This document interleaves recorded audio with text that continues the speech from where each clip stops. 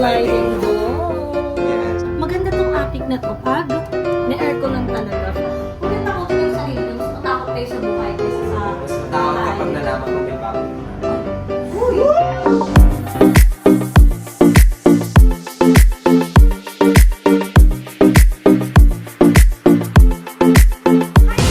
Welcome back to my YouTube channel! Ayan, so for today's video, ito yung last vlog na i-upload natin ngayong month dahil magkakaroon tayo ng vlogmas simula December 1. Ayan, so nakagawa na din si Paul ng intro na gagamitin ko para sa vlogmas. So, yun lang yung pansamantalang intro for this December. At kasama natin ngayon si Balong! Andito din si Jaira! At si Barbie! So, ayan, for today's video, ang gagawin nating vlog is, alam nyo, matagal na tong BNT house na to at hindi pa nagkakaroon ng tour. Never pa nagkaroon to ng house tour, ng room tour. Kaya naman, for today's video, kung saan ako nag-i-stay, dun ko kayo ipupunta. Kung saan sa Ati! Ayan, so magkakaroon tayo ng Ati tour. Ano tawag dito? Doon tayo magtutour. So, idadalhin ko kayo sa attic para makita nyo kung ano bang itsura ng attic namin. At first time kong tumira sa bahay na merong attic. Kasi di ba yung mga attic dati, mga scary-scary yung sa mga movie, di ba? Ay, nasa milit na ano. Ano? Adik na. Ano yun? Pero doon ako nag-i-stay kasi gusto ko mapag-isa. Gusto ko ng... Gusto niya may kausap na iba. Oo. Si Balong doon din siya nag-i-stay. Tapos nakawa na ako. Hindi, yun yung ano natin, itutuloy natin. Pero bagong lahat yan, mag-unbox tayo ng parcel! Ayan. So, yung mga gamit ko guys, na bibili ko lang yan sa TikTok, doon sa Google. And this time, nung habang nag-i-scroll ako, may nakita ako sa TikTok. At ita-trade lang naman natin siya. Hindi naman to para sa akin, para pa rin naman to sa anak ko. So, ayan! Umorder tayo ng Korean diaper. So, yes. Korean diaper. Wala kasi to, pero syempre nagtitipid ako dahil nga ang mamahal na ng mga gamit ni Gab. So, from branded. Uy, hindi kayo mag-Arabella to ako.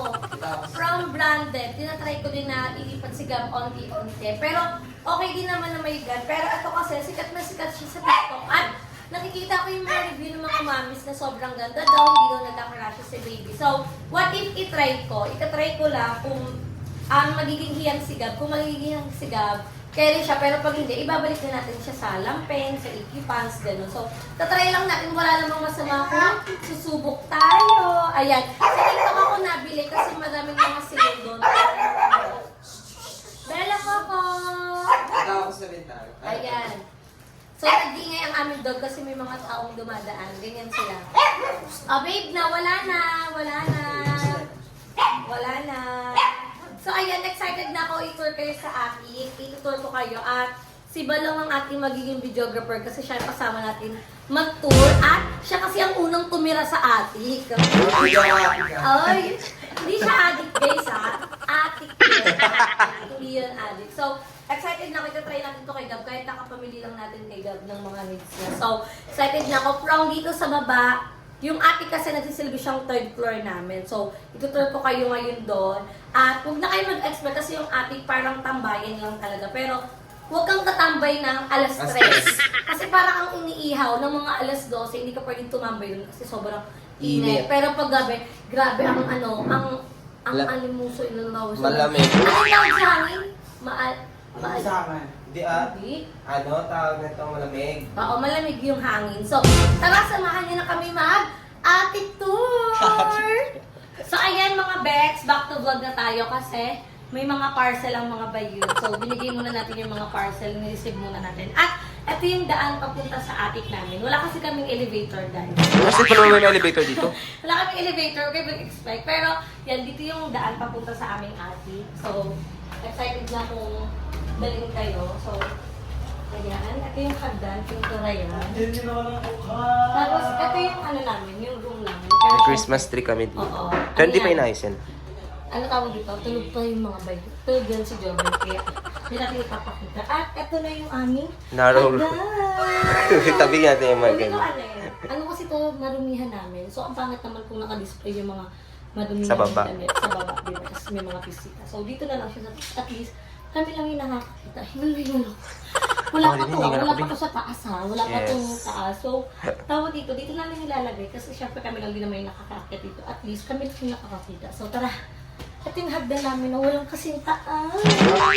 Para kang pupunta lang lang. Secret place namin to eh. Ayan. So, wait lang. Sarado muna natin. Ating ating. Oh, pak. Ayan, ito yung ating namin, guys. So, pag... Hinihingal ako. pag ano nyo, pag akyat nyo, may kisam niya. So, nararamdaman mo dito yung init. Pero thankful na lang kayo may kisam kasi hindi siya ganun kainit. At yung attic namin, feeling ko, yung dating nakatira dito, ginawa talaga tong kwarto. Oo, kasi may... tingnan mo, ito, ano siya. Social attic namin, may sliding door. Yes. Pero, So, ayan. Ay, buksan natin yung ilaw. Pak! Oh, may ilaw. So, ngayon, mainit pong ano namin. Init? Sobrang init dito, guys. Kasi tignan niyo, ito parang sampayan to. Pantalon ko to eh. Diba? Pantalon ko to. Sinampay ko to dito kasi gagamitin ko pa siya. Mamaya. So, ito, may higaan dito. Para kung sino gusto maghiga, yan. Sino gustong maghiga dyan, pwede magpahinga dito. May ito dito, guys. May electric fan. Tapos meron ding extension. Extension. Kasi dito ako nagtatambay nung panahon na, ayan, ito yung background na to sa iba kong vlog. Ito yun, no? Kasi maganda din dyan. O, diba? Pak. Diyan kami diyan kami nag-vlog minsan. Tapos ito, guys, pag tinanggal mo to, itong karton na to, ang lusot niyan dito sa kabila. Ah, oo, yun pala yung sinabi nila. Ito yung... Na ako maaalala nyo, may gusto po pumasok Oo, dito diba sa sabi, amin. pwede po makidaan. Tingin niya kasi yung kantadya yung attic namin. Pero ito guys, andito yung mga ano namin. Ayan o. Yung mga stock namin ng Ayan, yung sapatos. mga, tas yung mga gamit na hindi ginagamit. So, ito yung itsura ng attic namin. Na minsan lang po gamitin. Yung mga gamit Nakikita namin. yung taas o. Ayan na yung labas niya pag nakita niyo. So, maganda tong attic na to pag na-aircon lang talaga. Pero tingnan niyo, kaya pag matangkad ka dito. Hindi. Diba? Talaga Ganito. kasya. Tsaka hindi talaga siya hindi siya ganun ka laki. Parang simple lang siya. At feeling ko talaga ginawa tong kwarto kasi tingnan mo, May paganito. ganito. Diba? As in, Feeling ko parang- marami yung mga tao dito sila, isang Oo. pamilya. Oo, feeling ko pina-renovate nila to. Pero kung ganitong oras, guys, sobrang init dito. Hindi ko Minamadalian lang po to ha. Minamadali lang po namin dito. ang sobrang ano lang dito. Tapos ito yung ano niya, guys. Ito yung lock niya. Kung gusto mo mapag-isa talaga, may sliding. Wala tong lock, pero may sliding door siya. Ayun. O, diba? Ayan. Pasabog yung... Ay, ito yung lock? Hindi. Hindi yan lock. Hindi yan lock. Hindi yan. Hindi naman ano yan, Oo. hindi pinto. Ito yung magiging saka lang dito. Mm. Anong tawag dito? Hindi to maiinitan. Mainitan ka dito. So, ito lang yung simple naming attic, guys. Ay, sobrang init. Ikaw Balong, kamusta ka dito pag dito ka nag-i-stay? Hindi, maaga ako gumigising. Ikaw Balong, total ikaw naman ang unang Dito tumira pa ako dito sa tatanungin, attic. dito nakikita niyo naman yung mukha ko. Kamusta dito? Hindi, okay lang naman. Pero minsan, hindi kami na masyadong nag-i-stay. Oo. Kasi sa baba din talaga yung kwarto. Pero ito, kapag halimbawa gusto kong matulog, na yung matutulog ka talaga na walang Oo. manggugulo sa iyong may... Dito. Dito kasi yung tulog. Pero talaga. bago lahat, bumaba tayo kasi sobrang init. Init siya. Tapos Oo. na yung ilaw. Bababa muna namin. Baba muna kami. Patay mo muna yung Balong. At ganito kami bumaba, guys. Pag bababa din kami ng attic. So, go Balong. Ito yung babaan. Dahan-dahan lang. Dali na kami sa mga Oo, ganito lang. Ayan. Kailangan mo lang mag-ingat. Huy, wait lang. Ayan na guys, pababa na kami. So ayan, hindi na talaga namin carry. Bumaba na kami dito kasi sabi ko nga sa inyo, sobrang init. At kami yung mga naging attic girl. Attic girl. Ang una talaga doon na tumira si Balong. Ay, hindi naman tumira kasi siya nagro-room. Dati na, ano bang itsura ng attic? Kasi nung hindi pa ako nakakakat, hindi pa yun may ilaw, natatakot talaga ako. Kasi parang pinapapanood ko, di ba? Yung parang may tao. Oo. So, Tsaka yung yung may kumakalabog na bola. Sabi Hindi nila. na mapapanood ko sa movie, kaya hindi ako umaakyat. Hanggat sa nasiyahan na ako dun sa attic kasi sobrang sarap niya lalo ng paggabi. Makakapagpay na ka talaga ng maayos, walang magugulo, except kung may kakalabit. Uy! Kung may kakainin, tapos mag-isa ka lang. Kung may kakausap sa'yo. May Ikaw, kakausap. Barbie, kamusta ka naman sa attic? Okay, kasi ano naman ako, isa din naman ako sa may init, isa din ako iwan eh. Ang ganda din eh. Ang ganda din, attic lang usapan eh. Tapos maganda din naman doon, pag tuwing gabi, malamig. Mm-mm. Huwag ka lang mag-iisip ng, ano, Oo. ako may sisilip sa bintana. Kasi Ay, hindi, okay wala yung naman. pinto. Wala. Pero may sumili, hindi lang din nagdanan. Tawag dito, ang ano lang doon, ang may pinaka-talent sa amin, si Barbie. Kaya niya mag-stay doon ng 11 a.m. hanggang tanghali. Hindi ko kaya, kasi ang init talaga, sobrang lagkit, lalo na pag hindi ka pa nakakaligo. Doon nga ako mag-exercise eh. Oo, doon maganda ka mag-exercise kasi pagpapawisan ka talaga. Pero yung sabi mo ganitong oras mag-i-stay ka sa atin, sobrang Hindi guys, init, kayo diba? talagang Wala nang Barbie mga Kami naman dito, okay, wala naman kaming mga, ano dyan sa mga, kami lang talaga yung sanay matulog doon. Oo, parang wala naman. Ako natutulog ako doon. Baka sabihin nyo, bakit si Balong nasa atin?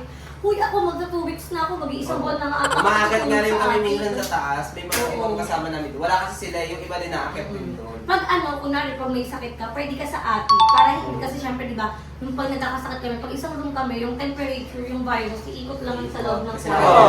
So, pwede kang magstay sa atin. Pero ako minsan umuwi ako sa bahay. Pero nung nakatira na ako sa atin, nakapag-stay na ako sa atin, iba talaga yung feeling. Parang nangungupahan. Parang kang bed spacer. Ang bed spacer kasi Kasi ang lawak nun sa may dulo mo, tapos ito lang yung space mo. So, anytime pwede ka na nga magluto doon, di ba? Oh. Yung kung may mga electric ano. Pero masaya sa akin, Minsan yung pumapasok sa isip ko, yung dumaan din sa kabilang bahay. Pero speaking of that, kasi yung sa namin friend, lipat dito, magiging kapitbahay namin. So, di na kami matatakot na may baka may dumaan doon. Kasi di ba nung nagbo-vlog, may nagsabing, pwede daw dumaan doon. Dalawa kasi daanan niya yung malaking bintana kasi connected lang yung puno. Connected lang kasi talaga itong mga bahay na to. Pero nakakatakot pa rin sa mga ganun. Pero kung yung takutin yung sarili niyo, mas matakot kayo sa buhay kaysa sa... Mas matakot kapag nalaman mo may baboy ka.